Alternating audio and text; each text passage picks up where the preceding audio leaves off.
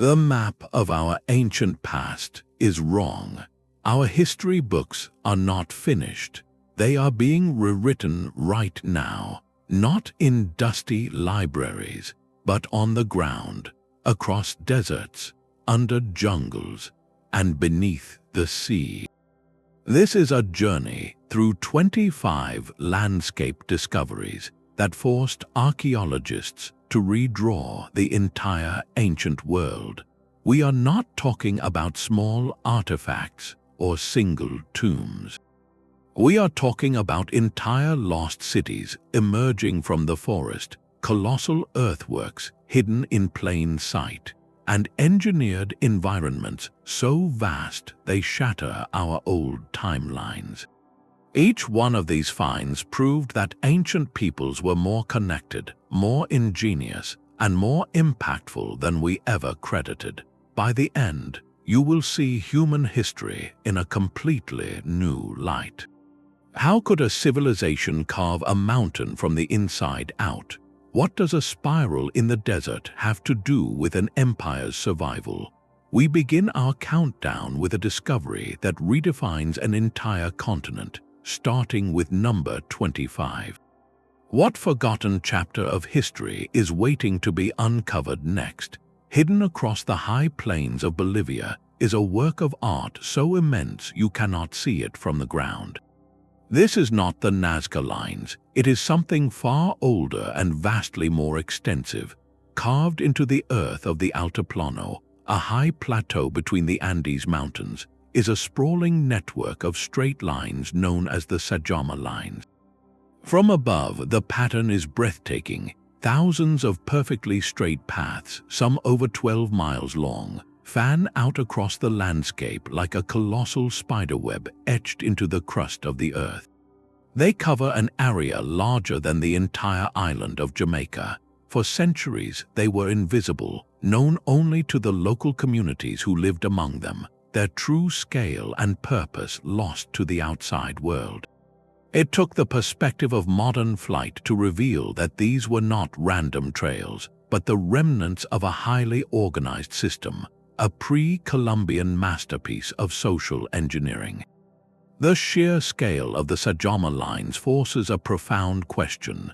Who built this and why? Archaeologists now believe these lines were created by the ancestors of the Aymara people, beginning over 3,000 years ago. That is a staggering timeline. It means this network was being woven into the land a full 2 millennia before the rise of the Inca Empire. This discovery shatters the old narrative that the Andes were a quiet backwater before the Incas. Instead, it reveals a landscape already alive with sophisticated cultural activity. The lines are not mere drawings. They are pathways, meticulously cleared of dark surface stones to expose the lighter earth beneath, creating stark, straight ribbons visible for miles.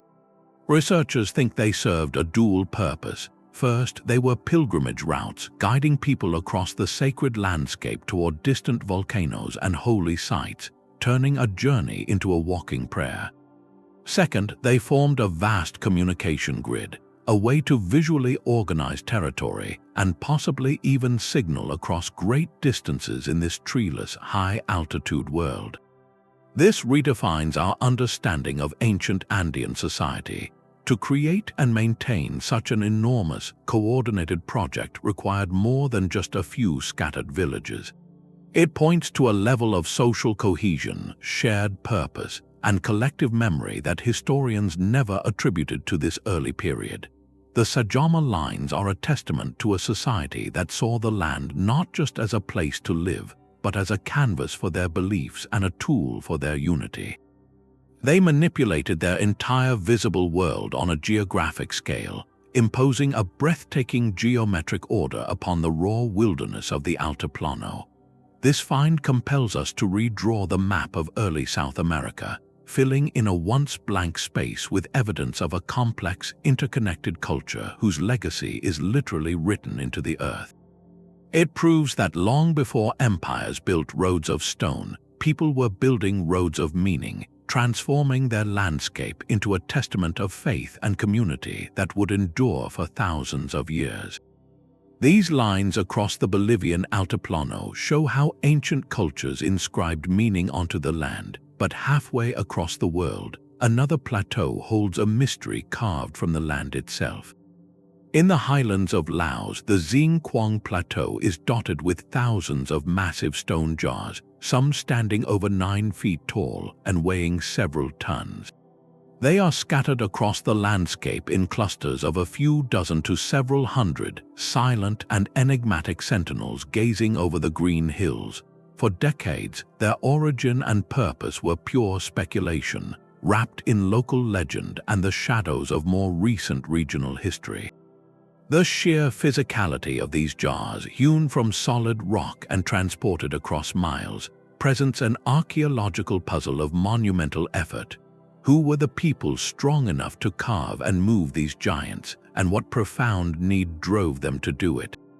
Recent archaeological missions have begun to pull back the veil, using tools from ground-penetrating radar to satellite imagery. This technology has revealed something startling, not just more jars hidden under dense foliage, but a far more ancient timeline. Through careful study of materials found at the sites, including ceramic accompaniments and evidence of ceremonial practices, researchers have confidently dated the jar's creation to the Iron Age, possibly as early as 500 years before the Common Era. This pushes their origin back over 2,000 years, placing them in a period about which Southeast Asian history is notably quiet. This revised dating is a seismic shift. It challenges the old assumption that complex, large-scale traditions in this region were merely offshoots of trade with India or China. Instead, the Plain of Jars suggests a vibrant, independent cultural complex with its own sophisticated beliefs and social organization, operating at a scale that commanded the entire landscape. Analysis suggests the sites were primarily ceremonial, related to practices of memorial and transition. The jars likely served as resting places for individuals after a community ceremony, with the larger landscape forming a sacred geography of remembrance. This reinterpretation forces a redrawing of ancient Southeast Asia. It is no longer a blank space between major civilizations, but a heartland of innovation where local cultures developed unique and massive expressions of their worldview. The plateau becomes a canvas not of lines but of containers, each one a testament to a community's effort to honor, to remember, and to literally set their beliefs in stone for millennia.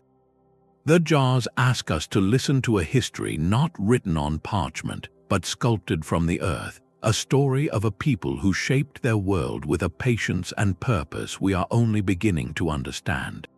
The silent stone jars of Laos speak of a culture that sculpted its beliefs into the landscape, but deep within the Amazon rainforest, an even more profound reshaping of the earth lay completely invisible for centuries. For generations, the dominant story of the Amazon was one of a pristine, untouched wilderness, a vast green cathedral where small, nomadic tribes lived in harmony with an environment too harsh to be tamed.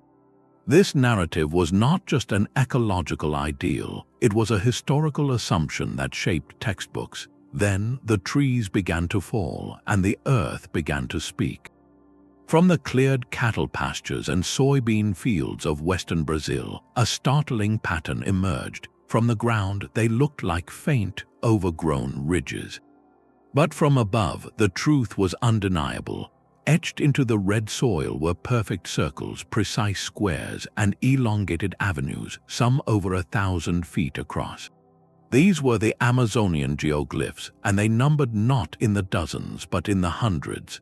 The discovery sent shockwaves through both archaeology and ecology. How could such enormous geometric earthworks exist in a place supposedly devoid of large-scale civilization? The initial finds from deforestation were just the tip of the spear.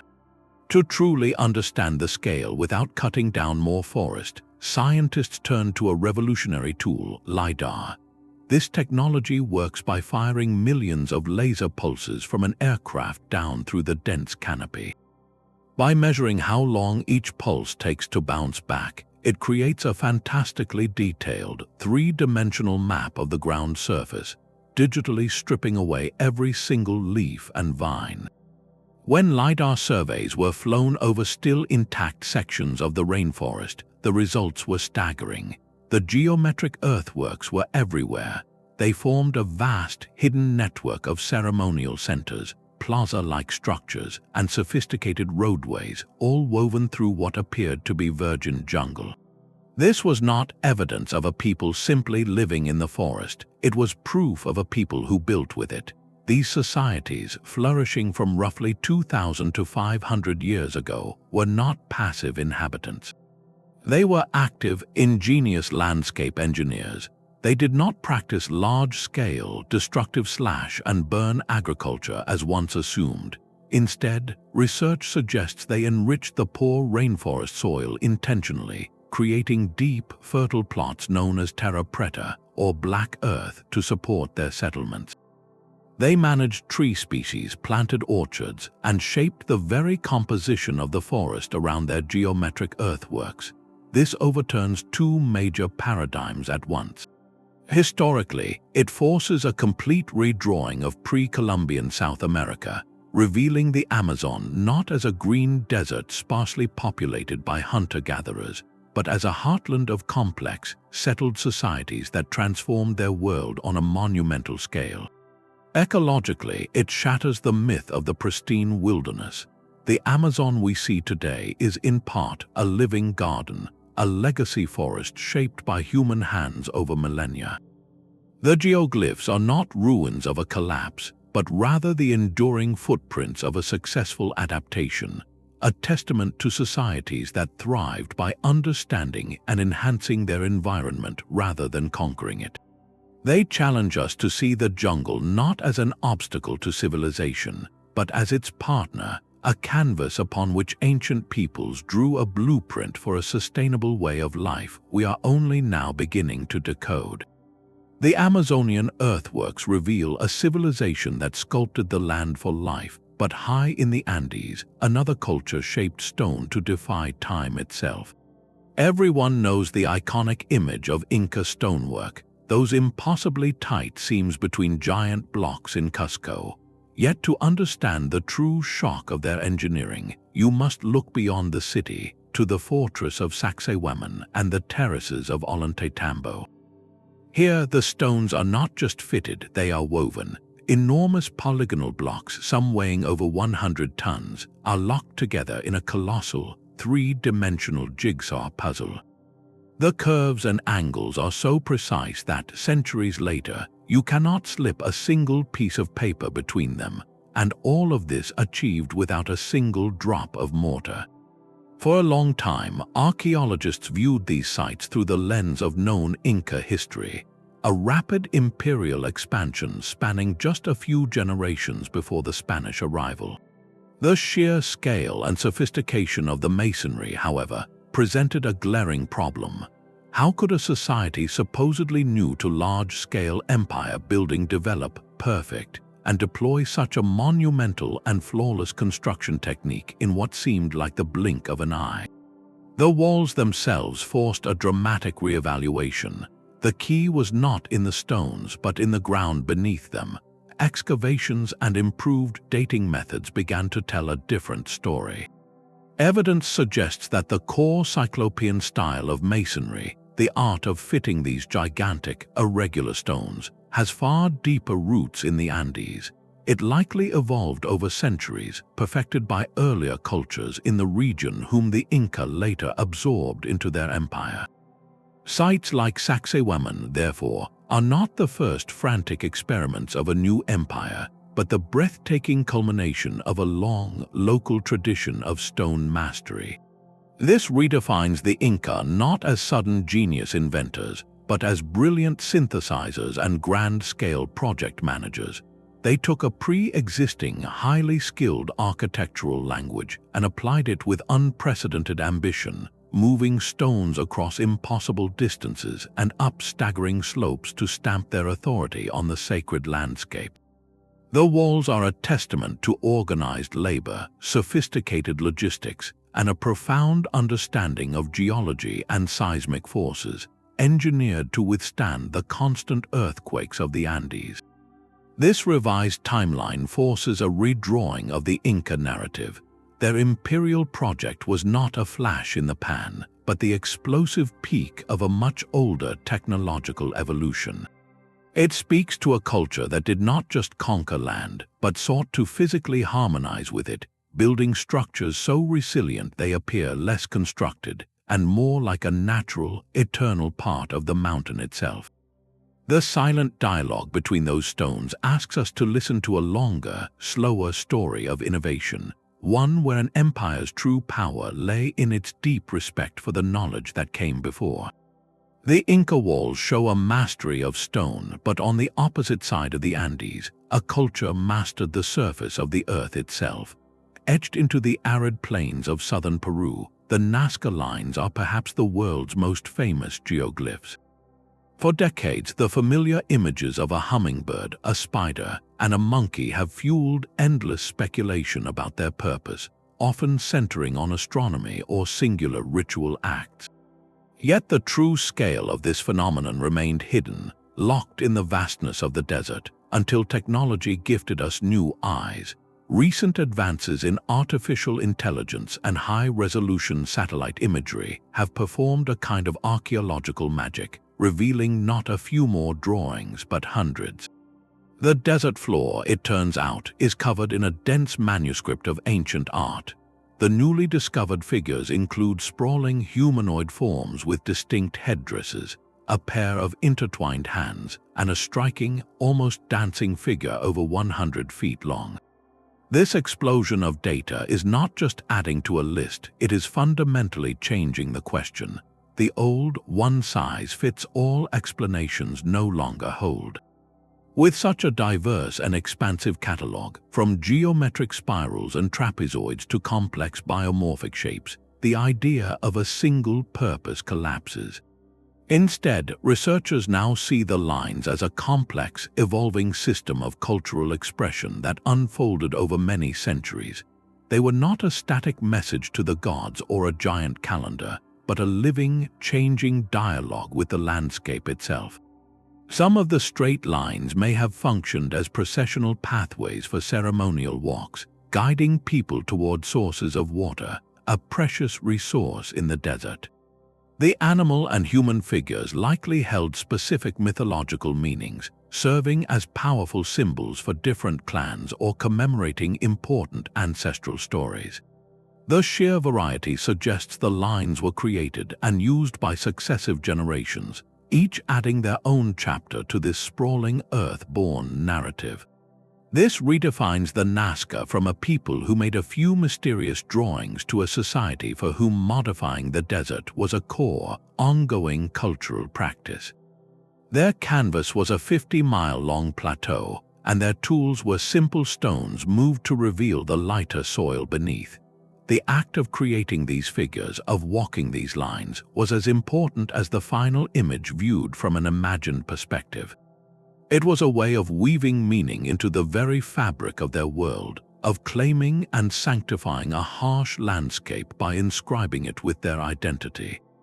This expanded corpus forces us to redraw the map of Nazca culture not as a puzzle with one missing piece, but as a rich, layered text we have only just begun to read, a testament to a society that spent generations writing its story on the skin of the desert. Stretching across the coastal plains of Brittany, an army of stone stands frozen in silent procession. The Karnak alignments are not a single monument, but a vast, sprawling landscape of memory, composed of over 3,000 prehistoric standing stones arranged in long, parallel rows that march across the countryside for miles. To walk among them is to feel a profound sense of scale and intention, a pattern so immense it seems to speak a language of geometry written directly upon the earth. For centuries, these rows of menhirs were shrouded in folklore, explained away as a Roman legion turned to stone by a sorcerer. Modern archaeology, however, has listened to the stones themselves, and what they reveal has completely rewritten our understanding of Neolithic Europe. The first major revision came from understanding that this was not built in one grand, unified effort. Through meticulous excavation and dating, researchers have uncovered a story of centuries-long construction, with new alignments and tomb complexes being added generation after generation. This was not the project of a single powerful chieftain commanding slaves, but a sustained, communal endeavor that unfolded over perhaps 2,000 years. This time span alone shatters old ideas of simple, disorganized Neolithic villages. It points to a remarkably stable and cohesive society capable of transmitting a shared vision across dozens of human lifetimes. A society with the social continuity to plan and execute projects whose full scale would never be seen by any single individual who worked on them. The alignments themselves, once thought to be crude astronomical calculators, now tell a more nuanced story. While some rows do correspond to solar and lunar directions, they are not a precise Neolithic observatory. Instead, their primary power seems to be terrestrial and social. They create colossal corridors that channel movement and vision, framing the landscape and perhaps demarcating territories for different kin groups or marking routes towards sacred gathering places and the monumental tombs that dot the area. These associated tombs, great mounds of earth and stone known as tumuli, provide the crucial context. They are not separate from the alignments, but integral to them, forming a complex ritual geography where the realm of the ancestors, marked by the tombs, was connected to the realm of the living through these processional avenues of stone. This redefines the Neolithic people of Atlantic Europe. They were not primitive farmers focused solely on survival, but landscape architects on a breathtaking scale. They manipulated their world to embed their social order, their ancestry, and their cosmology into the very soil. The Karnak alignments force us to redraw the map of prehistoric Europe, filling it with evidence of sophisticated, long-term collective action. It shows a society that used stone not to build walls for defense, but to draw lines of connection, weaving their community and their beliefs into an enduring tapestry of earth and granite that continues to whisper its slow, deliberate story across 5,000 years. Rising from the savanna of southern Africa, walls of fitted granite curve against the sky, enclosing secrets that once rewrote a continent's history. This is Great Zimbabwe, a city of stone whose very existence became a battleground of ideas. At its heart stand two breathtaking structures: the Hill Complex, a fortress-like settlement perched atop a granite dome, and the Great Enclosure, a vast elliptical wall, 30 feet high in places, built without mortar from precisely shaped stones. For European explorers and settlers who encountered these ruins in the late 19th century, such sophistication was unthinkable as an African achievement.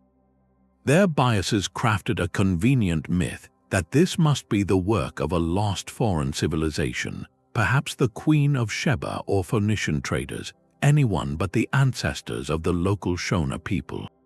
This colonial narrative was not just incorrect, it was a deliberate theft of heritage, an attempt to erase a glorious African past from the map of human accomplishment. The truth, however, was written in the stones themselves, and it took meticulous archaeology to finally listen. Systematic excavations in the 20th century, led by researchers like Gertrude Catton Thompson, focused on the material evidence. They found artifacts that spoke of everyday life, local pottery styles, tools, and the remains of dwellings that were distinctly African in design. Most conclusively, they uncovered evidence of a society deeply integrated into a vast economic network, including artifacts like Persian glass, Chinese celadon pottery, and Arabian coins, not as signs of foreign builders but as proof of far-reaching trade. This city was not an outpost of some other empire. It was the capital of its own, the heart of the Kingdom of Zimbabwe, which flourished between the 11th and 15th centuries. The walls were not built by outsiders, but by the ancestors of the Shona, who mastered a unique dry stone masonry technique to create a city that housed up to 20,000 people at its peak. This discovery was revolutionary. It forced a complete redrawing of medieval African history.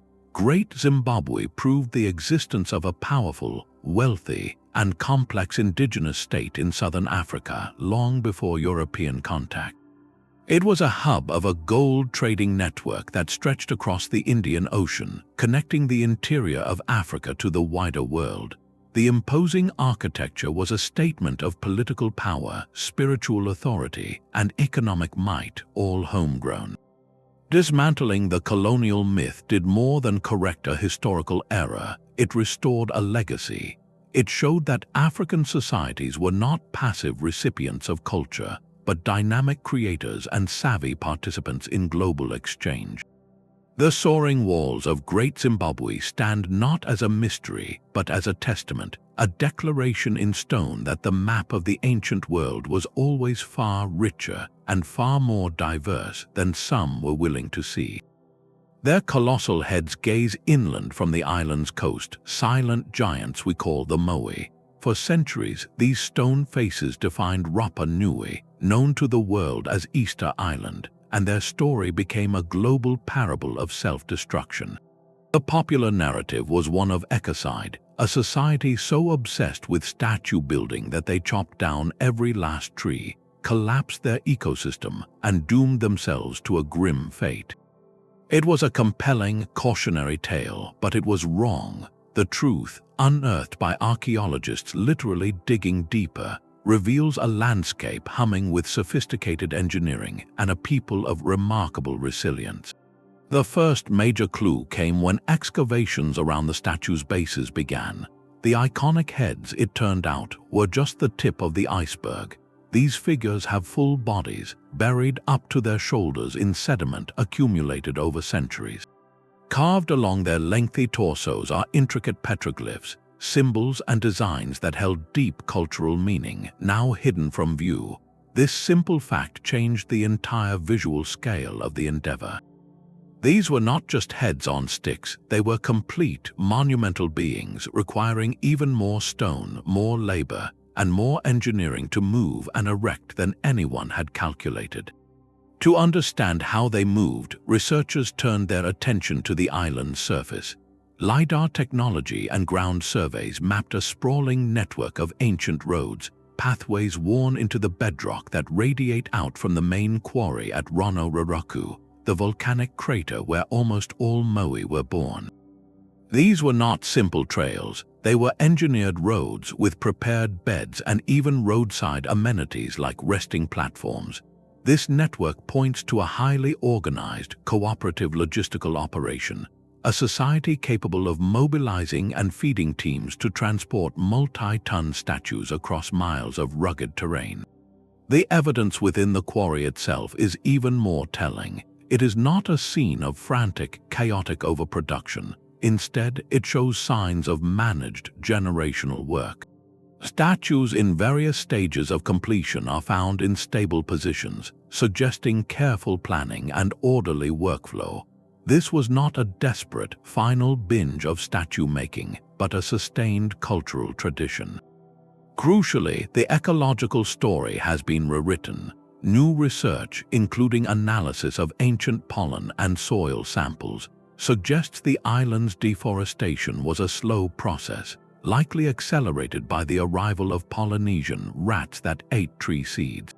The islanders did not passively watch their world vanish, they adapted ingeniously. They developed rock gardens to enrich the poor soil, growing crops in a latticework of broken volcanic stone that conserved moisture and nutrients. They built stone structures for wind protection and water management. This paints a picture not of reckless ecocide, but of a sophisticated Polynesian society that faced significant environmental challenges with innovation and cooperation. Their statue building was not the cause of their downfall, but a profound expression of their identity and ancestral veneration, likely tied to competitive but ritualized displays between clans. The real tragedy for the Rapa Nui people came later, with the devastating impacts of European contact, including disease and exploitation. This landscape-scale evidence forces a complete redrawing of the island's history.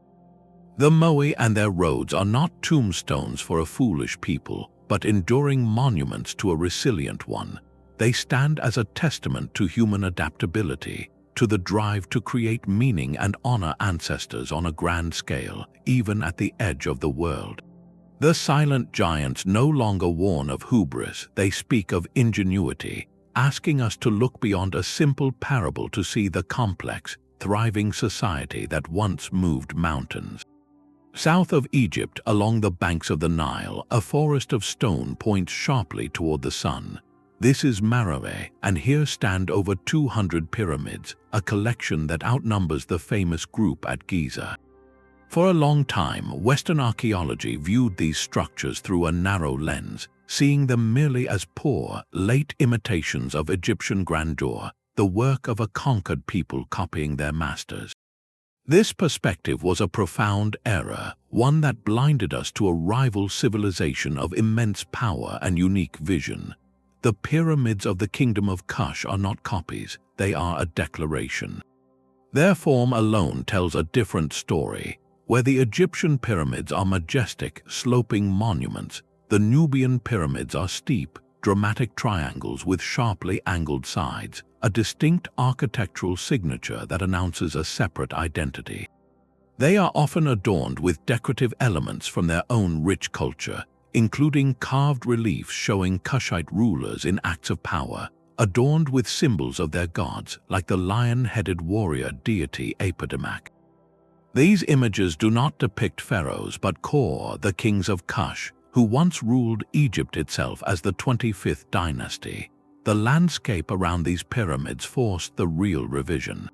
Archaeologists began to map not just the royal cemeteries, but the vast urban centers that supported them. They uncovered the ruins of Meroë city, a sprawling metropolis complete with iron-smelting furnaces, reservoirs, and temples. This was the heart of an empire that controlled trade routes from Central Africa to the Mediterranean, a hub of industry and culture that flourished for centuries.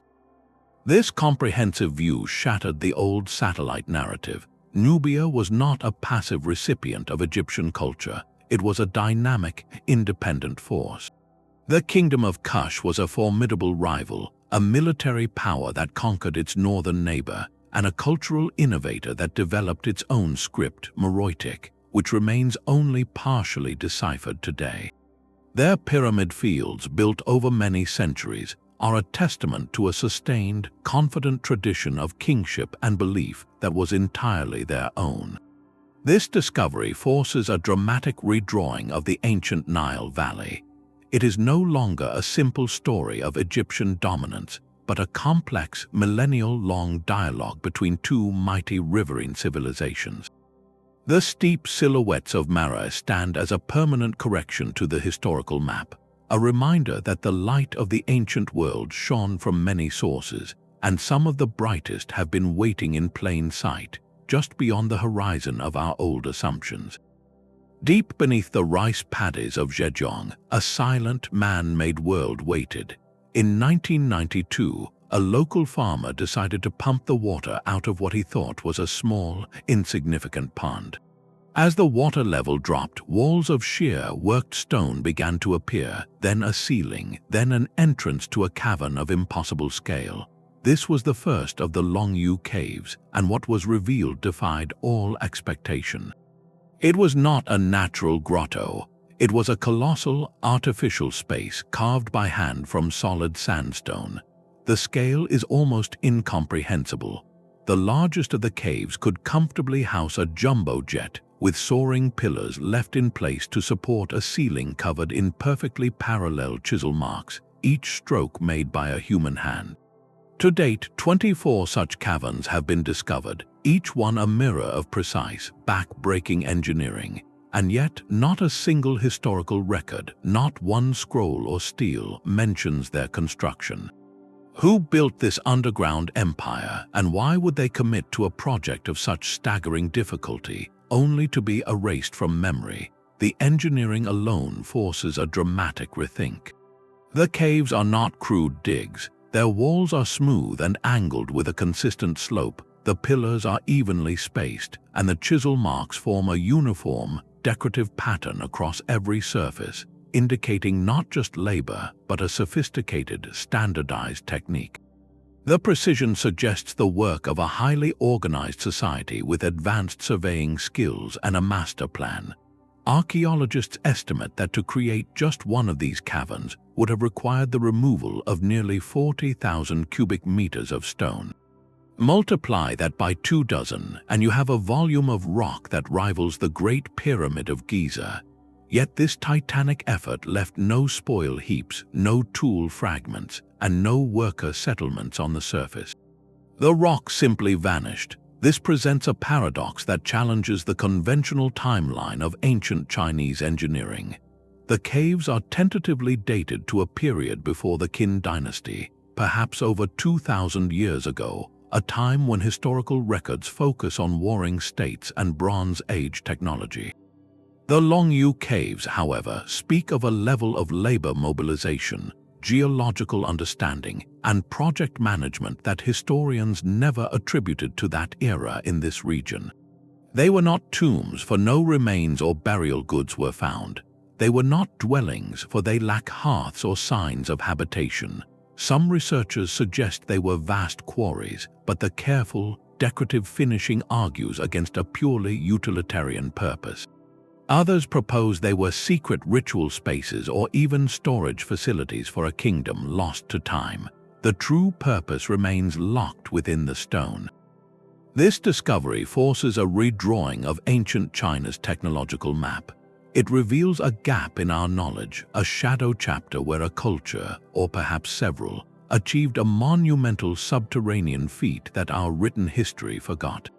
The caves stand as a humbling reminder that the past is not always recorded in libraries, but sometimes carved in secret beneath our feet, waiting for the water to recede so we can finally see the scale of what we do not know.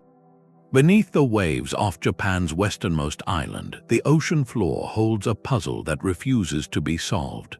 Off the coast of Yonaguni, divers encounter a breathtaking sight: massive, geometric sandstone structures rising from the seabed. What appears before them are flat terraces, sharp 90-degree angles, straight walls, and even what looks like a stepped pyramid, all resting in waters over 80 feet deep. This is the Yonaguni Monument, and since its discovery in the 1980s, it has ignited one of archaeology's most passionate debates. Is this a sunken city from a forgotten age, or simply a marvel of natural geology? The formations are undeniably dramatic. Proponents of the human origin theory point to features that seem meticulously crafted. They highlight twin monoliths that look like carved pillars, a trench running with straight parallel sides, and a platform so level it seems intentionally smooth. The most striking element is a massive rectangular structure, often called the terrace or stage, with a series of flat, stacked levels that evoke ceremonial architecture. If these features are indeed human-made, they would imply a culture capable of monumental stonework over 10,000 years ago, a time when sea levels were far lower and this area was dry land.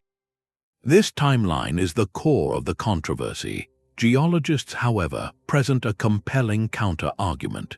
They note that the sandstone in this region naturally fractures along straight lines and flat plains due to tectonic stresses.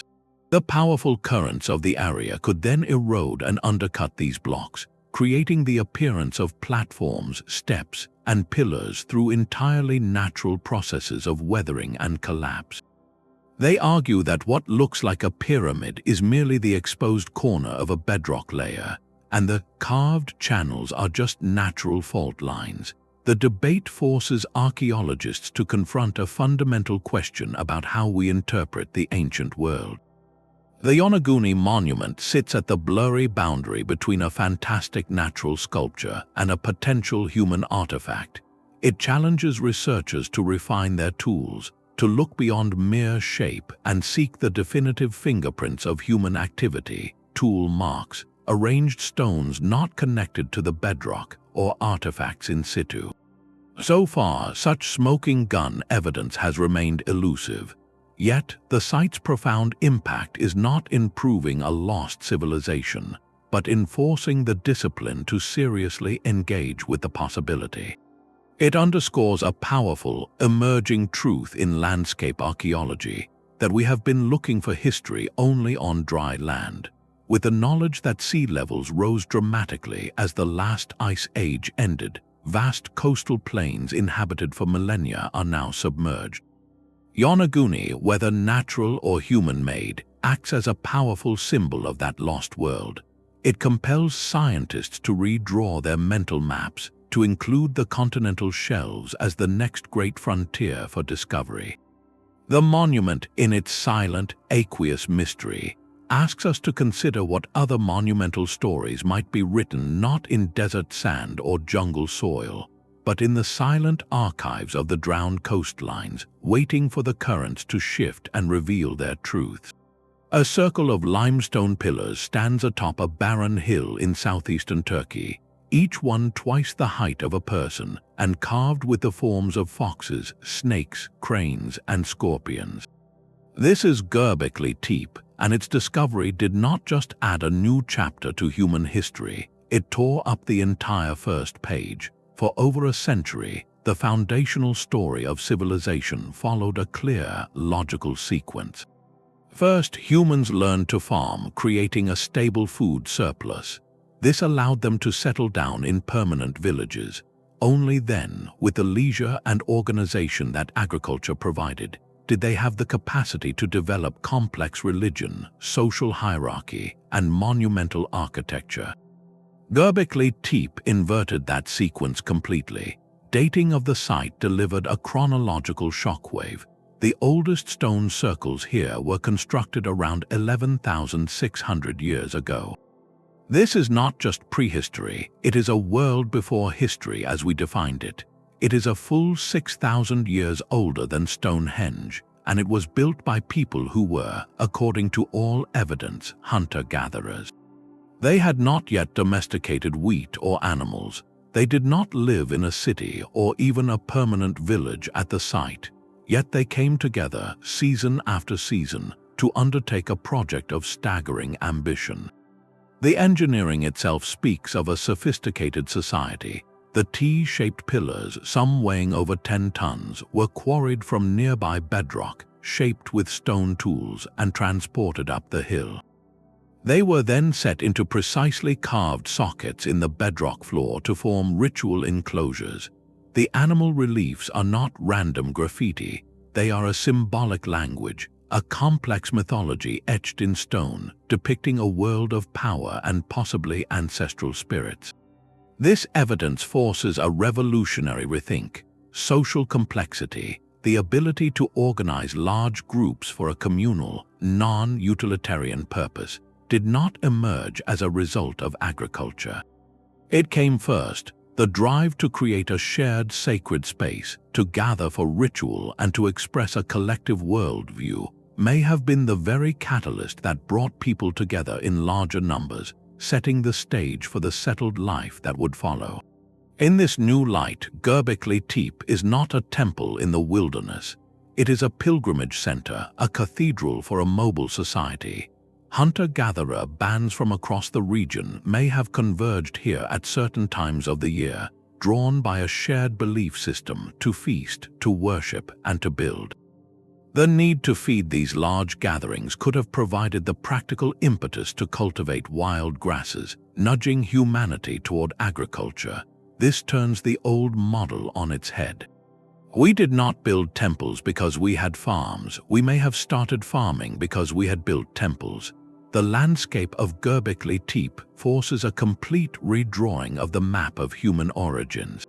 It shifts the cradle of civilization from the fertile river valleys to a stark limestone ridge, and it places the genesis of our collective journey not in economics, but in the human spirit's profound need to make meaning together, to carve our stories into the very bones of the earth long before we thought to plant a single seed. The pillars of Göbekli Tepe show a society building meaning before cities, but in the jungles of Cambodia, another lost city lay hidden, not for millennia but for centuries, buried under a living green blanket.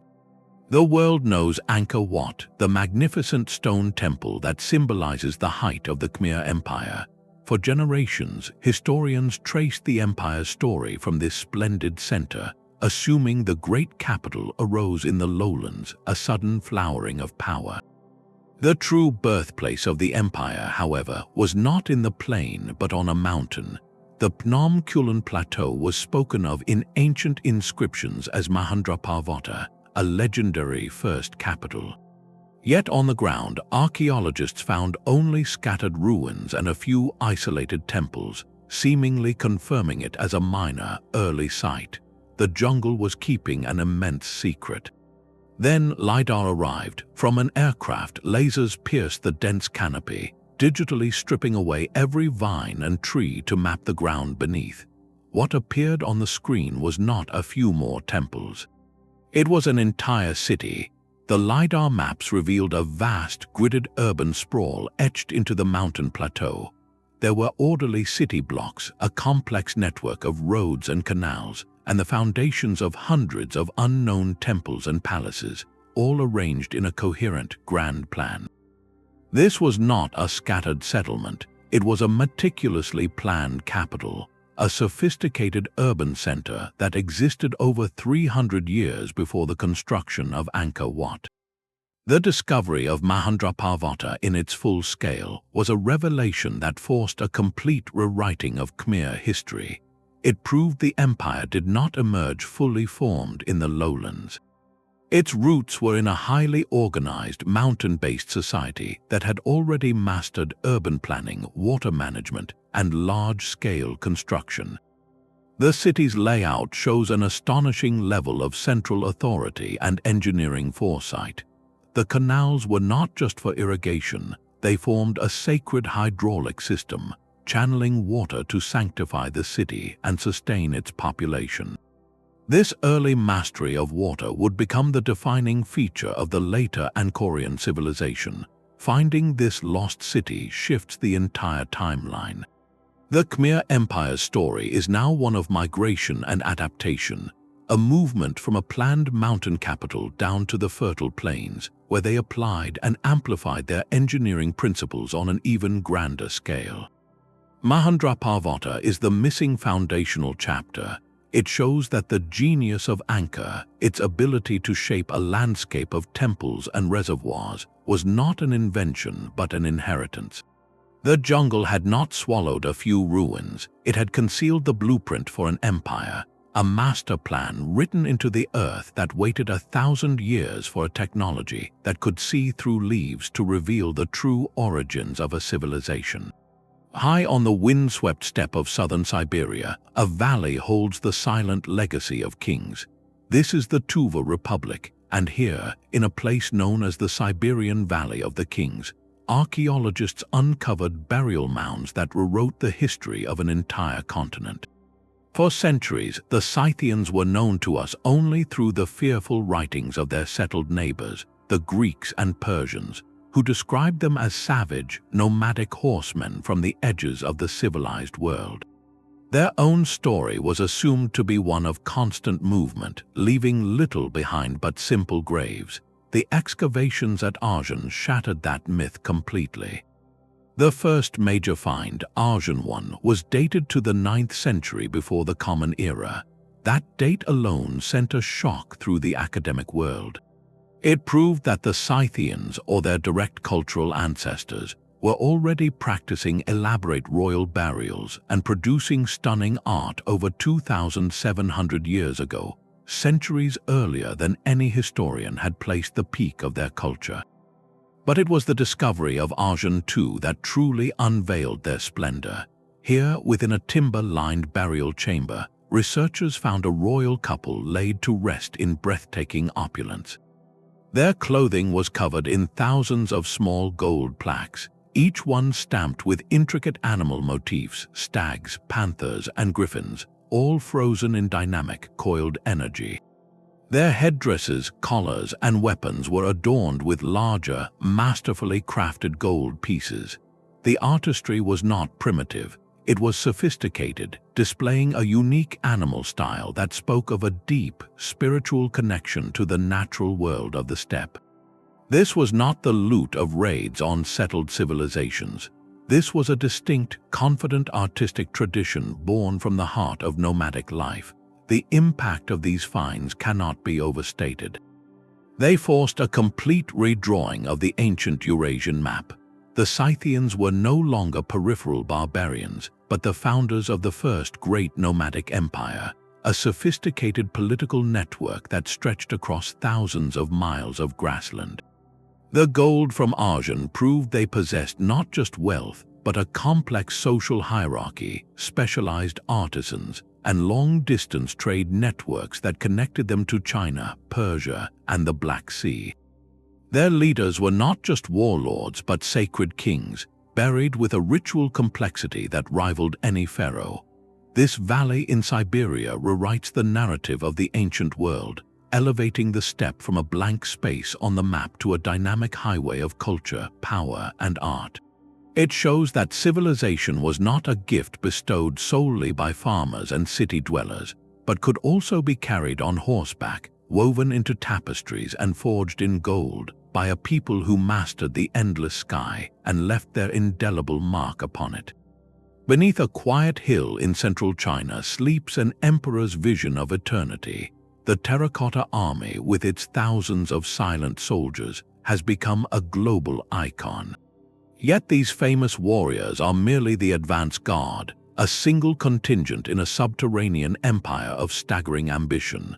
The tomb complex of Qin Shi Huang, the first emperor of a unified China, is not a collection of pits, but a meticulously crafted mirror of his realm, an entire cosmos buried to accompany him into the afterlife. For decades, the focus remained on the three main pits containing the infantry, chariots, and command structure. But ongoing archaeological work, employing everything from ground-penetrating radar to cautious probe excavations, has revealed a truth that dwarfs the army itself. The mausoleum complex is a sprawling, landscape-altering city of the dead, covering an area of nearly 20 square miles. Beyond the soldiers, researchers have uncovered pits containing terracotta acrobats and strongmen, likely meant to provide eternal entertainment. Other pits reveal life-size bronze chariots drawn by teams of exquisite horses, and still others contain terracotta officials, scribes, and even musicians, a complete bureaucratic court frozen in clay. The scale of this undertaking forces a complete reimagining of Qin dynasty power. The resources required were beyond comprehension. Historical records suggest over 700,000 conscripted laborers worked for decades to build this complex, moving millions of cubic meters of earth and firing countless ceramic figures in vast nearby kilns. This was not merely a display of wealth, it was an act of cosmological engineering. The emperor sought to replicate the entire structure of his earthly authority and the universe itself underground. The layout of the complex mirrors the plan of his capital city, Xianyang, with inner and outer walls, palaces, and gardens. Recent non-invasive surveys suggest the central tomb mound itself, still unexcavated, may contain a scale model of his kingdom, with rivers of mercury flowing through a bronze relief map of China. This discovery fundamentally changes our perception of the Qin dynasty's priorities and capabilities. It shows a state with an almost unimaginable capacity for centralized control and resource extraction, able to divert a significant portion of its population and wealth to a single, non-utilitarian project for generations. The terracotta figures, once seen as an isolated marvel, are now understood as one facet of a profound belief system, where death was not an end but a transition to a parallel existence that required a complete and functioning world. This underground empire compels us to redraw the map of early imperial China, not just as a political entity, but as a theocratic state where the emperor's will could literally reshape the earth to conquer time itself. The silent army guards not just a tomb, but the frontier of a belief that the landscape of power could be duplicated, sealed, and sent into the future as a permanent testament to one man's vision of order. Across the river plains of Senegal and the Gambia, the earth is studded with rings of laterite stone. These are the Senegambian stone circles, a constellation of monuments numbering over 1,000 individual rings, each composed of pillars carved from the iron-rich soil. For generations, they stood in relative obscurity, often overshadowed by more famous megalithic sites in Europe. Their true significance, however, was not in any single circle, but in their collective, breathtaking scale across the landscape. When archaeologists finally turned their full attention to mapping and excavating these sites, they uncovered not a few curious anomalies, but evidence of a major, sophisticated cultural complex that had been missing from the historical map of West Africa. The circles themselves are works of deliberate craftsmanship. The pillars, some standing nearly 10 feet tall, were shaped from the tough laterite crust, requiring considerable skill and effort to quarry, transport, and erect. They are arranged in precise rings, often surrounding central burial pits. This association with memorial sites provided the crucial clue. Excavations revealed that these were not random markers, but part of an elaborate tradition of honoring individuals, with the number of stones and the layout of the circles possibly reflecting social status and lineage. The dating of these sites delivered another revelation. The tradition spanned an immense period, from around the 3rd century before the Common Era to the 16th century after. This timeline, stretching over nearly 2 millennia, speaks of a cultural practice of astonishing endurance, passed down through countless generations.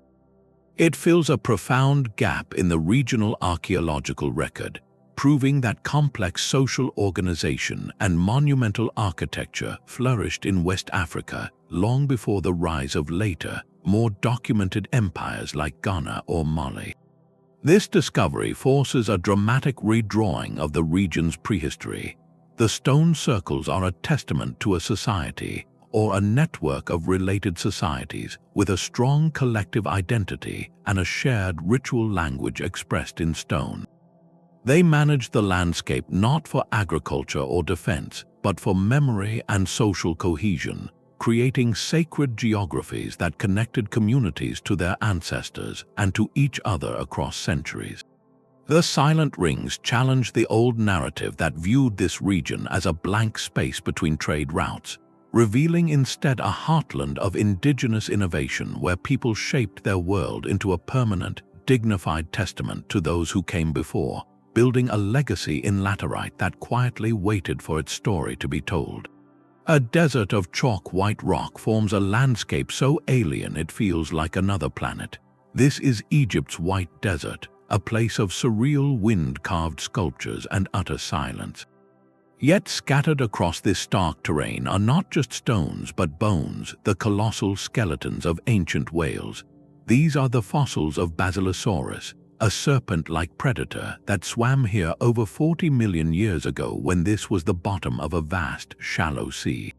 For paleontologists, this was a treasure trove of prehistoric life, but for archaeologists, a far more recent clue lay hidden among the giant ribs. Alongside the whale bones, researchers began to find something else: carefully flaked stone tools. These were not natural rocks. They were hand axes and scrapers, unmistakably crafted by human hands. The connection was revolutionary. It meant that early humans, our ancestors, had stood on these very sands when they were not sands at all, but the muddy shores of a retreating ocean. They had encountered the carcasses of these great beasts, and with their stone tools they had processed them for food and resources. This site, known as Wadi al-Hitan, provided a time capsule of an extraordinary moment. The tools were dated to a critical window, around 150,000 to 200,000 years ago. This was a period when Homo sapiens were making their first tentative movements out of Africa. The traditional map of this migration showed arrows moving along coastlines or through green inland corridors, but it was largely theoretical. The white desert fossils gave it a specific, tangible location and a story. It proved that these early migrants were not just wandering aimlessly. They were savvy, adaptable survivors who knew how to exploit a rich and challenging environment. A beached whale would have been a bonanza of fat, meat, and bone for a small band, a concentrated resource that could sustain them for a long time. This discovery forced a dramatic redrawing of the routes of human dispersal. It showed that the shores of the ancient Tethys Sea were not barriers but highways. Early humans likely followed these rich coastlines, where marine and terrestrial resources met, moving steadily northward and eastward out of the African continent. The stone tools beside the whale bones are more than artifacts. They are a signature on a landscape, a receipt for a meal eaten 200,000 years ago. They tell us that our ancestors were not just leaving Africa, they were mastering it, reading the signs of a changing world and turning a prehistoric shoreline into a stepping stone for the entire human journey. For centuries, the city of Ubar existed only in whispers and ancient texts. Arab geographers called it Iram of the Pillars, a legendary trading metropolis of towering wealth, lost to the sands for its arrogance. To Western scholars, it was a myth, a mirage born from the exaggerations of desert storytellers. The search for this phantom city consumed explorers for generations, but the Rub al-Khali, the empty quarter of Oman, is a sea of sand the size of France, a place where dunes swallow all traces of the past. Finding a single city here seemed impossible, a quest for a shadow. The breakthrough came not from a camel caravan but from orbit. In the 1980s, researchers turned to a new kind of map, satellite imagery, that could see patterns invisible to the human eye on the ground. They were looking for something specific: ancient trade routes. Frankincense, the precious resin burned in temples from Rome to Babylon, was once worth its weight in gold. It grew only in a remote region of southern Arabia, and the caravans that carried it north had to cross the deadly desert. The satellite images revealed something astonishing: faint, ghostly lines across the barren landscape. These were not natural features, they were ancient caravan tracks converging like spokes on a wheel toward a single point in the Amani Desert. This was the clue. Where the tracks met, there had to be a hub, a place to rest, repair, and trade. The team, led by explorer Nicholas Clapp and archaeologist Joris Zarins, then used ground-penetrating radar to scan the promising site. The radar pulses revealed what the sand had hidden for over a millennium: the outlines of massive fortifications and the foundations of buildings buried beneath the dunes. Excavation confirmed it. They had found Ubar. The city was not a myth. It was a sophisticated fortress and trading oasis, built atop a massive limestone cavern that provided access to a vital water source. Its towering walls, which likely inspired the tales of pillars, guarded a complex of dwellings, workshops, and a large central caravanserai where merchants would have gathered. The artifacts told the story: fragments of frankincense resin, pottery from distant empires, and evidence of metalworking. This discovery did more than prove a legend true. It rewrote the economic map of ancient Arabia. Ubar was the linchpin of the frankincense trade, the central clearinghouse where the precious resin was gathered, taxed, and loaded onto camels for the long journey to the Mediterranean world.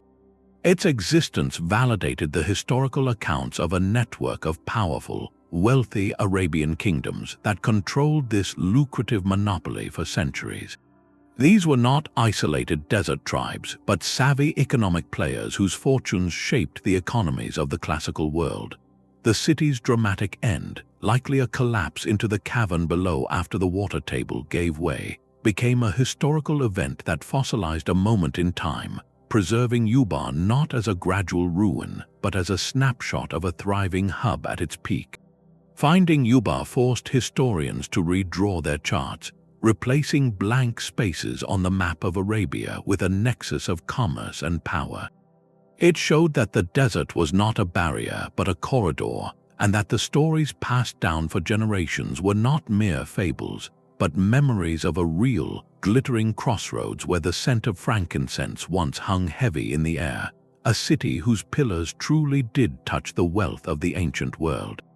A desert of chalk-white rock forms a landscape so alien it feels like another planet.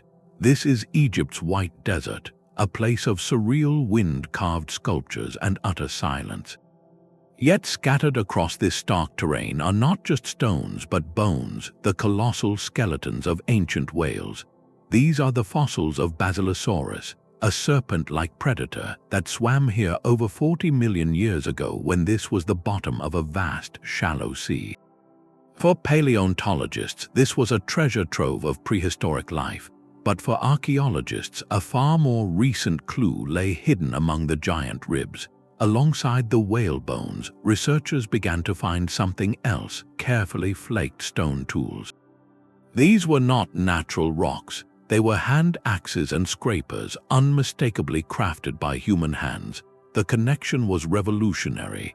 It meant that early humans, our ancestors, had stood on these very sands when they were not sands at all, but the muddy shores of a retreating ocean. They had encountered the carcasses of these great beasts, and with their stone tools they had processed them for food and resources. This site, known as Wadi al-Hitan, provided a time capsule of an extraordinary moment. The tools were dated to a critical window, around 150,000 to 200,000 years ago. This was a period when Homo sapiens were making their first tentative movements out of Africa. The traditional map of this migration showed arrows moving along coastlines or through green inland corridors, but it was largely theoretical. The White Desert fossils gave it a specific, tangible location and a story. It proved that these early migrants were not just wandering aimlessly. They were savvy, adaptable survivors who knew how to exploit a rich and challenging environment. A beached whale would have been a bonanza of fat, meat, and bone for a small band, a concentrated resource that could sustain them for a long time. This discovery forced a dramatic redrawing of the routes of human dispersal. It showed that the shores of the ancient Tethys Sea were not barriers but highways. Early humans likely followed these rich coastlines, where marine and terrestrial resources met, moving steadily northward and eastward out of the African continent. The stone tools beside the whale bones are more than artifacts. They are a signature on a landscape, a receipt for a meal eaten 200,000 years ago. They tell us that our ancestors were not just leaving Africa, they were mastering it, reading the signs of a changing world and turning a prehistoric shoreline into a stepping stone for the entire human journey. For centuries, the city of Ubar existed only in whispers and ancient texts. Arab geographers called it Iram of the Pillars, a legendary trading metropolis of towering wealth, lost to the sands for its arrogance. To Western scholars, it was a myth, a mirage born from the exaggerations of desert storytellers. The search for this phantom city consumed explorers for generations, but the Rub al-Khali, the empty quarter of Oman, is a sea of sand the size of France, a place where dunes swallow all traces of the past. Finding a single city here seemed impossible, a quest for a shadow. The breakthrough came not from a camel caravan but from orbit.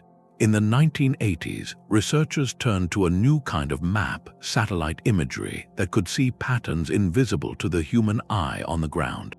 They were looking for something specific: ancient trade routes. Frankincense, the precious resin burned in temples from Rome to Babylon, was once worth its weight in gold. It grew only in a remote region of southern Arabia, and the caravans that carried it north had to cross the deadly desert. The satellite images revealed something astonishing: faint, ghostly lines across the barren landscape. These were not natural features, they were ancient caravan tracks converging like spokes on a wheel toward a single point in the Amani Desert. This was the clue. Where the tracks met, there had to be a hub, a place to rest, repair, and trade. The team, led by explorer Nicholas Clapp and archaeologist Joris Zarins, then used ground-penetrating radar to scan the promising site. The radar pulses revealed what the sand had hidden for over a millennium, the outlines of massive fortifications and the foundations of buildings buried beneath the dunes. Excavation confirmed it. They had found Ubar. The city was not a myth. It was a sophisticated fortress and trading oasis, built atop a massive limestone cavern that provided access to a vital water source. Its towering walls, which likely inspired the tales of pillars, guarded a complex of dwellings, workshops, and a large central caravanserai where merchants would have gathered. The artifacts told the story: fragments of frankincense resin, pottery from distant empires, and evidence of metalworking. This discovery did more than prove a legend true. It rewrote the economic map of ancient Arabia. Ubar was the linchpin of the frankincense trade, the central clearinghouse where the precious resin was gathered, taxed, and loaded onto camels for the long journey to the Mediterranean world. Its existence validated the historical accounts of a network of powerful, wealthy Arabian kingdoms that controlled this lucrative monopoly for centuries. These were not isolated desert tribes, but savvy economic players whose fortunes shaped the economies of the classical world. The city's dramatic end, likely a collapse into the cavern below after the water table gave way, became a historical event that fossilized a moment in time, preserving Ubar not as a gradual ruin, but as a snapshot of a thriving hub at its peak. Finding Ubar forced historians to redraw their charts, replacing blank spaces on the map of Arabia with a nexus of commerce and power. It showed that the desert was not a barrier but a corridor, and that the stories passed down for generations were not mere fables, but memories of a real, glittering crossroads where the scent of frankincense once hung heavy in the air, a city whose pillars truly did touch the wealth of the ancient world. In the high desert of the American Southwest, another network of lines told a different story of connection. From the air, the landscape around Chaco Canyon in New Mexico reveals a startling pattern: long, straight pathways radiating outward like the spokes of a wheel. These are the Chaco roads, and their discovery shattered the quiet image of this place as a remote, inward-looking ceremonial site. For a long time, the great houses of Chaco, monumental multi-story structures like Pueblo Bonito, were seen as impressive but isolated, the products of a local culture focused on its own spiritual life within the canyon walls. The roads, however, painted a picture of a landscape humming with movement and purpose. Archaeologists began to map them not by walking them, for many are now just faint traces, but through aerial photography, satellite imagery, and LiDAR. The scale they uncovered was staggering. This was not a few trails. It was a formally engineered system of wide, linear roadways, some over 30 feet across, running for hundreds of miles in perfectly straight segments. They cut across the rugged terrain with a determined disregard for natural obstacles, climbing mesa slopes with carved stairways, and continuing in unswerving lines across the open plain. This was not the meandering path of someone looking for the easiest way. This was a statement. The very straightness of the roads suggests they were built for a purpose beyond simple travel. They may have served as ceremonial pathways for pilgrimages, physical manifestations of a connection between the spiritual heart of Chaco and outlying communities. Walking these rigid, cosmologically aligned routes would have been a powerful ritual act, a journey of meaning as much as a journey of distance. The roads also reveal a complex social and economic network. They connect the canyon's great houses to over 150 outlying communities spread across an area the size of Ireland. Along these routes flowed not just people, but ideas, ceremonies, and goods like timber, pottery, and turquoise. This evidence forces a complete reimagining of Chaco. It was not an isolated canyon complex. It was the dynamic, beating heart of a vast regional system, a cultural hub that exerted influence across the entire San Juan Basin for over 300 years. The roads are the physical proof of that integration, the sinews that bound a far-flung society together. They show a level of collective planning, shared labor, and cultural unity that historians never attributed to the ancestral Puebloan peoples of this era. This engineered landscape compels us to redraw the map of pre-Columbian North America, replacing dots of isolated pueblos with a connected web, a sophisticated network centered on a canyon that was far more than a village. It was a destination, a capital of ceremony and exchange whose roads reached out to touch an entire world, drawing it closer with every straight, purposeful line etched into the desert floor. Beneath the cold, gray waves of the North Sea lies a lost world. For fishermen trawling the Dogger Bank, the seafloor has always yielded strange treasures, not fish, but ancient bones, sharp flint tools, and even the occasional mammoth tusk. These finds were long considered curiosities, random relics from a time when sea levels were lower. But as science began to piece the clues together, a staggering truth emerged. These were not isolated objects dropped overboard. They were fragments of a drowned landscape, a vast, inhabited continent that once connected Britain to mainland Europe. This is Doggerland, and its rediscovery has rewritten the prehistory of an entire continent. The evidence pulled from the murky depths paints a vivid picture. Alongside the tools and tusks, archaeologists have recovered the preserved remains of forests, peat bogs, and even river systems, all mapped through seismic surveys. They have found the bones of land animals like aurochs and red deer, proving this was fertile hunting ground, not a barren seabed. Most compellingly, they have recovered human artifacts, finely crafted barbed points made from antler for fishing, and evidence of campfires.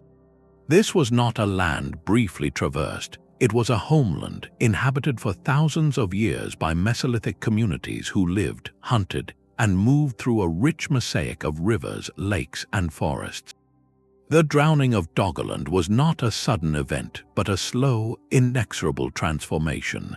As the last ice age ended, melting glaciers caused global sea levels to rise, gradually swallowing this low-lying plain over centuries. The final submersion, likely accelerated by a catastrophic tsunami triggered by an undersea landslide off Norway around 8,000 years ago, turned a peninsula into an archipelago and then into a memory. The impact of this discovery is profound. Doggerland forces a complete rethink of Mesolithic Europe.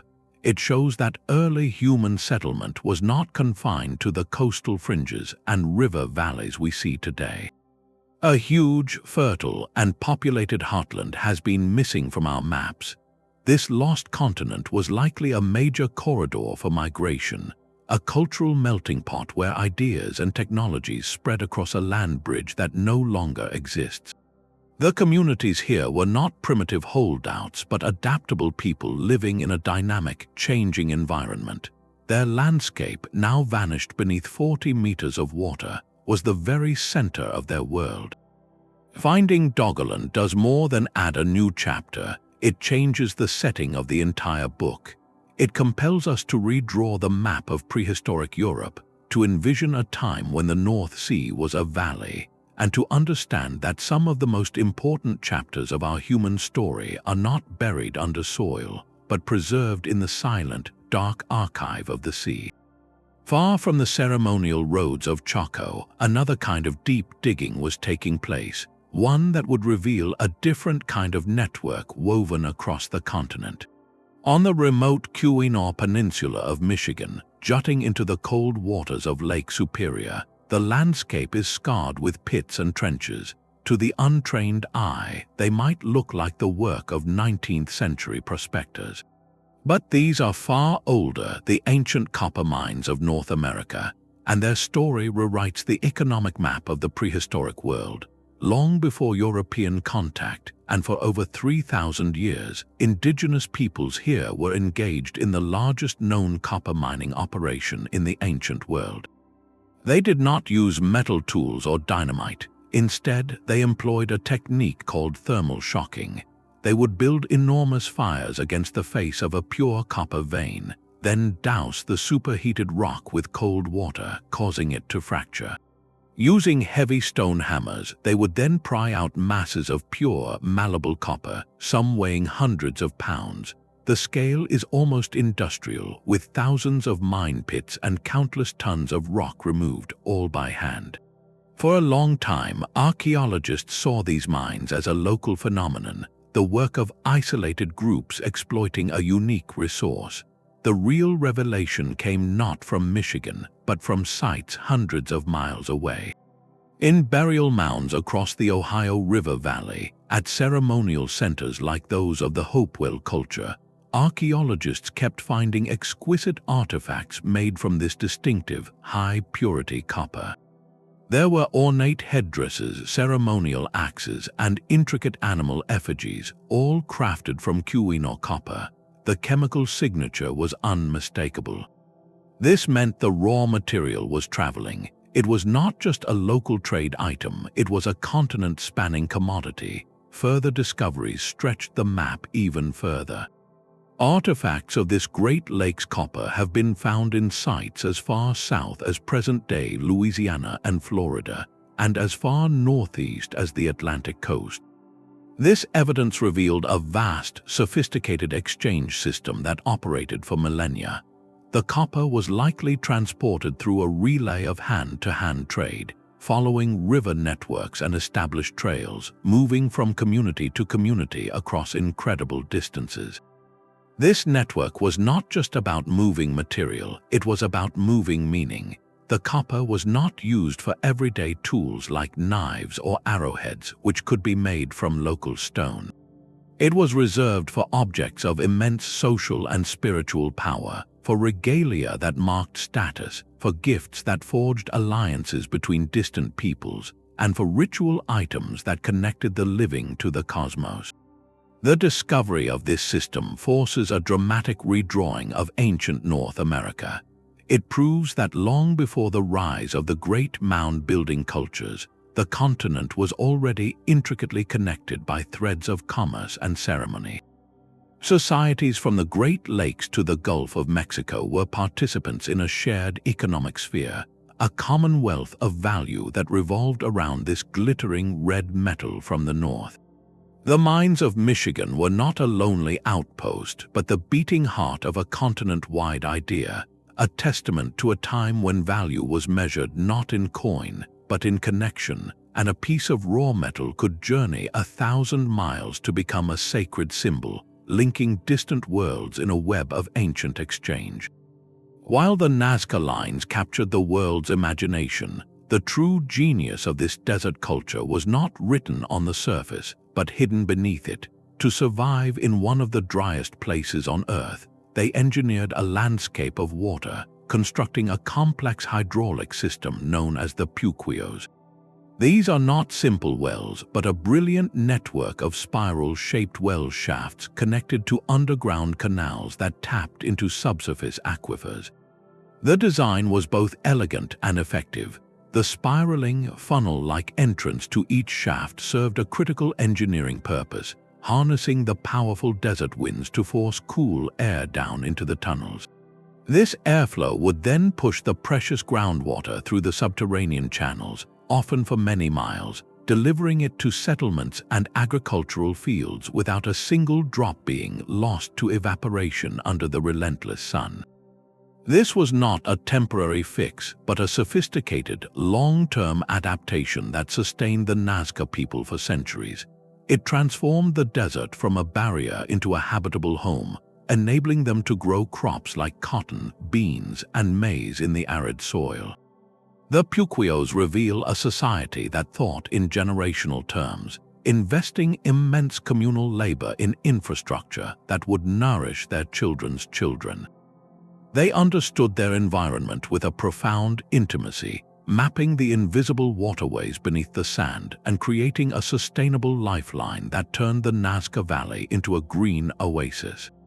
This underground web forces us to see beyond the spectacular geoglyphs. The lines may have been their art, their ritual communication with the gods, but the Puquios were their lifeline, their practical dialogue with the earth itself. It demonstrates that the Nazca were not just artists of the surface, but master engineers of the deep, building a hidden, resilient heart that beat below the desert floor, pumping life into their world long after the last procession walked their ceremonial lines. The spiral of the Puquios shows how a desert culture mastered water, but far out in the Mediterranean, a different kind of spiral was taking shape in stone. On the small island of Gozo, part of the Maltese archipelago, two colossal temples sit side by side, their curved walls built from blocks of limestone so massive the locals named them Ġgantija, meaning giant's tower. Walking into their embrace, you are surrounded by a series of apses, curved chambers that spiral inward, creating a space that feels both immense and intimate. The scale is humbling, but the true shock is not just their size, it is their age. Carbon dating of organic materials from the site places their construction beginning around 3,600 years before the Common Era. Let that settle. These temples were already ancient when the first stones of the Great Pyramid of Giza were being laid. They are over 1,000 years older than Stonehenge. This simple fact, written in the weathered limestone, forces a complete re-evaluation of the Neolithic timeline in Europe and beyond. For a long time, the narrative of human progress placed the birth of monumental architecture in the great river valleys of Egypt and Mesopotamia. The Ġgantija temples and the other megalithic temples of Malta shatter that assumption. Here, on a small, rocky island in the middle of the sea, a society with no metal tools, no written language, and no contact with those so-called cradles of civilization, embarked on a project of staggering ambition. They quarried enormous blocks, some weighing over 50 tons, transported them across the island, and erected them into sophisticated structures with corbelled roofs and altars. This was not a simple hut. This was a complex, purpose-built sacred space designed for ritual and communal gathering, reflecting a highly developed and shared religious vision. The existence of Ġgantija forces two dramatic redrawings of the ancient map. First, it rewrites the story of Neolithic seafaring. To build these temples, the people needed resources and likely inspiration that extended beyond their tiny island. The very presence of a thriving temple-building culture on Malta implies regular, confident maritime travel across significant stretches of open water in the central Mediterranean. These were not people clinging to the coast, they were navigators connecting islands and ideas, forming a maritime network that exchanged more than goods. They exchanged a revolutionary architectural concept. Second, and perhaps more profoundly, it rewrites the story of religious development. The intricate layout of the temples, with their focal altars and evidence of elaborate ritual activity, points to a formalized, organized priesthood and a complex mythology long before such things appeared in the better-known civilizations of the East. The drive to create a permanent home for the divine, to shape the landscape into a conduit for the sacred, emerged with breathtaking precocity in this isolated archipelago.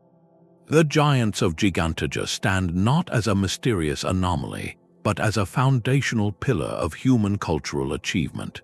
They tell us that the impulse to build monumentally, to gather and worship in architecturally defined spaces, is a deep, fundamental human trait that blossomed independently in multiple corners of the globe. On a windswept Maltese hill, a society of stone movers and sailors built a testament to their gods so enduring that it quietly waited 5,000 years to correct our history books, proving that the ancient world's first architects may have been islanders, listening to the sea and dreaming in stone. Deep in the emerald heart of Colombia's Sierra Nevada de Santa Marta, a staircase of legend climbs into the clouds. For generations, the region's indigenous peoples, the Arhuaco, Kogi, and Wiwa, spoke of Tayuna, a sacred ancestral city hidden in the mountains. Outsiders dismissed it as myth, another jungle story. Then, in the 1970s, a group of local treasure hunters stumbled upon a moss-covered stone staircase, so long it seemed to have no end. They followed it up and up through dense, mist-shrouded jungle until they emerged onto a breathtaking sight, not a few scattered ruins, but an entire terraced city clinging to the mountainside. This was Ciudad Perdida, the lost city, and its discovery forced the entire world to acknowledge a major, sophisticated civilization that had thrived in the high jungle, completely independent of the Inca or the Aztec. The city itself is a masterpiece of adaptation, built by the Tairona people beginning over 1,200 years ago. It is not a haphazard collection of huts. It is a meticulously planned urban center, a complex of over 200 circular stone terraces carved into the steep slopes, connected by a network of cobbled paths and staircases. These terraces served as foundations for temples, dwellings, and ceremonial spaces, creating a multi-leveled community that seemed to grow organically from the mountain itself. The engineering reveals a profound understanding of the environment. The Tairona constructed intricate systems of stone-lined channels and drains to manage the torrential tropical rains, preventing erosion and directing water through their city.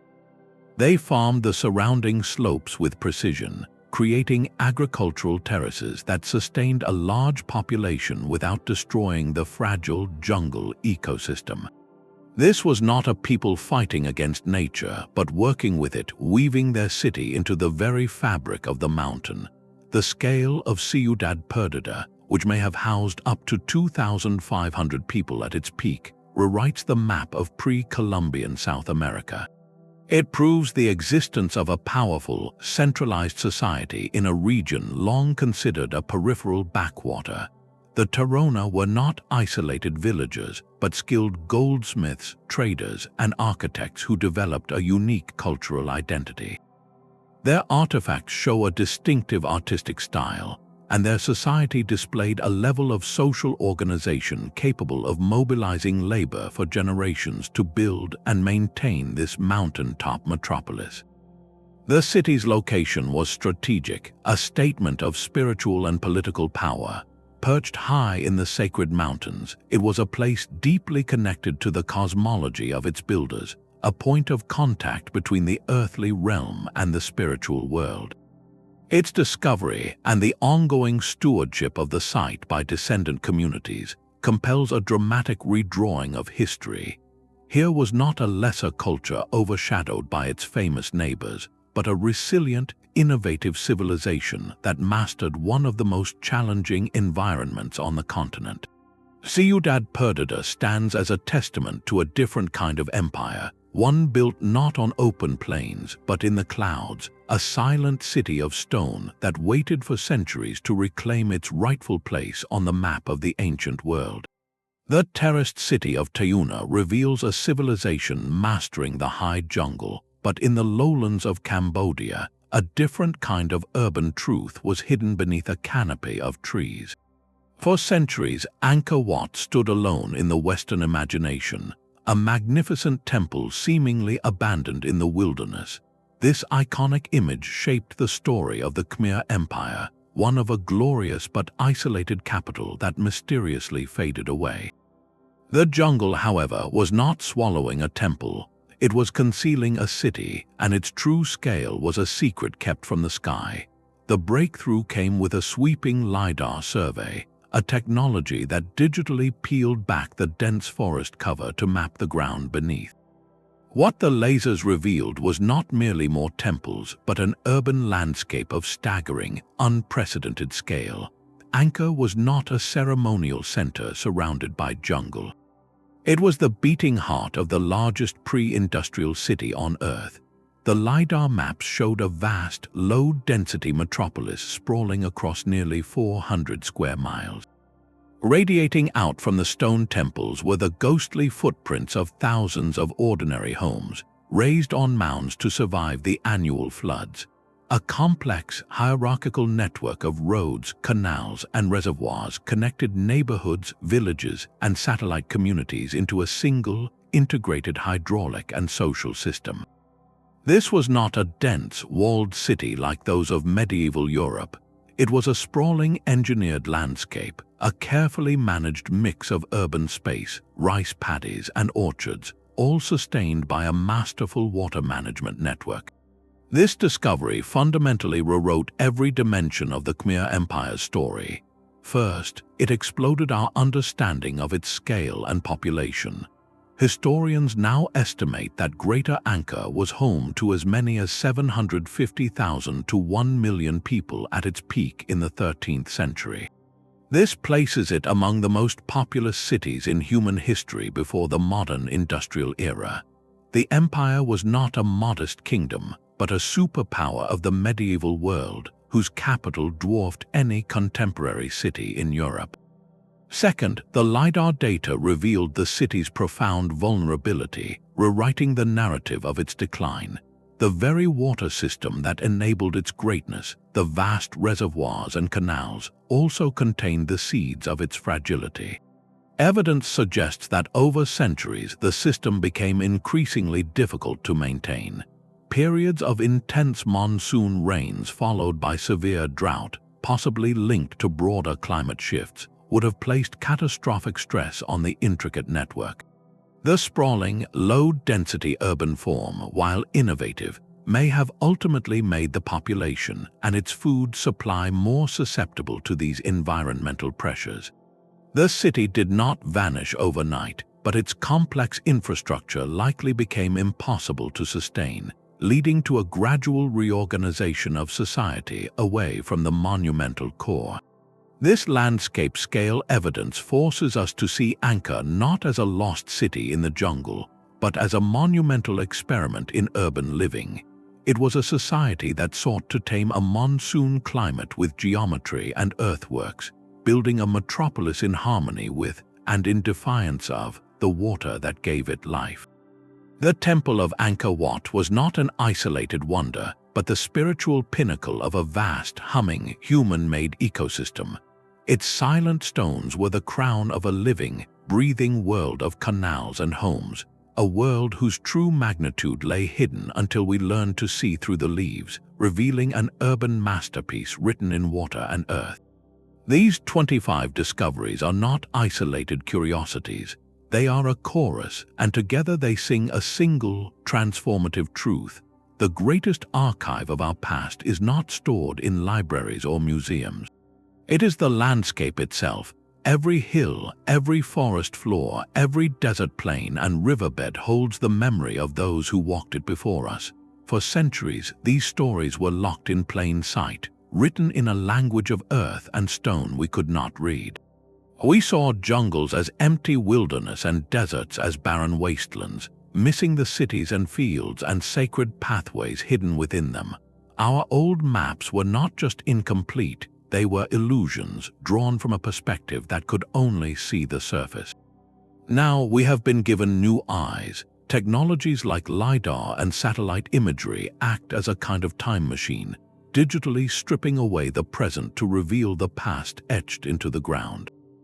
They allow us to see the Amazon not as a pristine forest, but as a managed garden, to view the Cambodian jungle not as an obstacle, but as the blanket covering a metropolis. These tools are translating the landscape's silent testimony, and with every scan, another chapter of the human story is recovered from the soil. This demands a profound humility from anyone who studies history. Each of these finds is a correction, a reminder that our assumptions about ancient peoples were too small. They were not simple, isolated, or passive. From the Scythian horsemen of Siberia to the copper miners of Michigan, from the temple builders of Malta to the hydrologists of the Nazca Desert, these cultures were deeply interconnected, astonishingly innovative, and powerfully impactful on their environments. They shaped their worlds with an ambition and a foresight that we are only now beginning to measure. They moved mountains, rerouted water, and inscribed their beliefs across continents, not with pen and paper, but with sheer collective will. So what does this mean for our future? It means the map of the ancient world is still wet ink. The past is not a settled fact, but a living field of discovery. If these 25 landscapes could rewrite our textbooks, what awaits just beyond the next technological horizon? What lost city sleeps under the Sahara's sands, or what ceremonial network lies beneath the North Sea's waves, waiting for the right tool, the right pair of eyes to bring it back into the light? The story of humanity is far longer, far richer, and far more surprising than we ever knew. And the next page is being written not by us, but by the ground beneath our feet, ready to reveal its secrets when we finally learn how to look.